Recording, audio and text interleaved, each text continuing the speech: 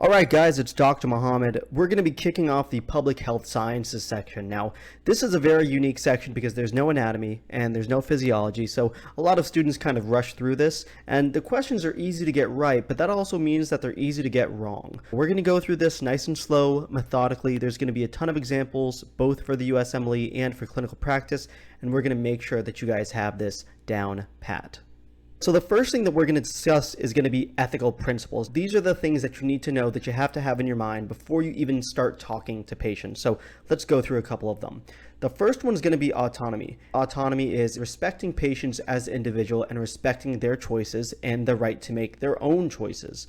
Autonomy is basically creating conditions for patients to make their own choices, which is absolutely what we want to be doing when we're in the hospital. The next ethical principle that we need to know is going to be beneficence, and this is acting in the patient's best interest. This means to do good. There can sometimes be a little bit of an issue, and beneficence and autonomy can conflict, and we're going to talk about that a little bit later, so don't need to worry about it too much right now.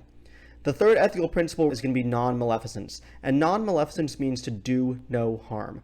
Remember when you were just starting medical school and you took the Hippocratic Oath, one thing that you promised was that you were going to do no harm to patients, and that's exactly what non-maleficence is. And then the last of the kind of four core ethical principles is justice, and justice is treating everyone fairly. The important thing to note there is it does not mean treating everyone equally. A common example of this is triaging patients. So if you have a patient that has toe pain, you are not going to treat them the same way as someone who's having a heart attack. And that's actually a really good example of a potential question for the exam. They will give you a scenario like that about triaging patients, and they will ask you which ethical principle is being displayed. And in that case, the answer would be justice. Some important things to note is that equity does not mean equality when it comes to justice. Now, what does that mean? Let's go through and define those terms. Equity is the belief that people have different circumstances and you need to provide them enough resources to get to the same equal outcome. In contrast, equality means the belief that everyone is equal and that everyone gets the same amount of resources. For the most part in medicine, we want to tend more towards equity than we do equality, and that's exactly what justice is. That's why that's such an important ethical principle. The next ethical principle is confidentiality, and this is a big one. This is respecting patients and respecting their autonomy. When we're in the hospital, we want to keep patients' information private. We don't want to share it with people unless it's acceptable.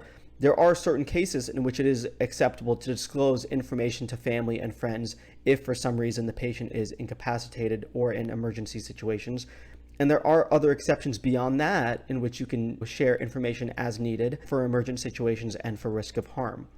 So two common examples. Let's say that we have a critically ill patient that is needing intubation.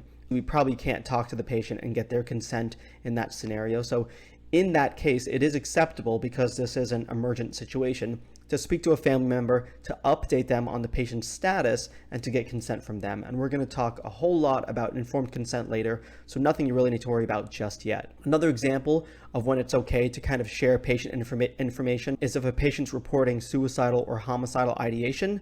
For example, a patient comes into the hospital and they're saying, "I'm having thoughts of killing myself, but please don't tell anyone."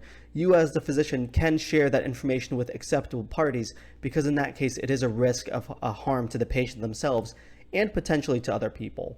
There are some other examples of when it is okay to share patient information, such as if there's concerns for abuse, if it's a patient with epilepsy, or if the patient has reportable diseases, such as sexually transmitted infections, hepatitis, or tuberculosis.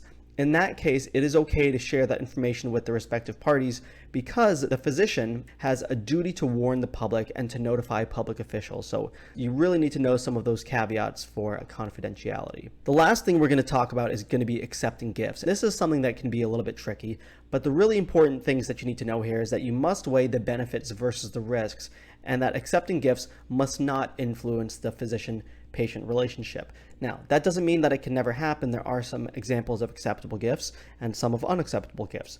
Let's go through those. Some examples of acceptable gifts are going to be something that directly benefits the patient, something that is not of substantial value, or something like a scholarship or a grant that can be used to educate others. Those are all acceptable. Examples of unacceptable gifts would be something that's a significant financial sacrifice to the patient, or gifts from pharmacy companies that may influence patient care. Those are things that are unacceptable. Some facilities, both hospitals and outpatient clinics, may even limit gifts by a specific dollar amount. And then the only other caveat that you should know is, for the most part, as a general rule of thumb, you do not want to accept cash as a gift from patients.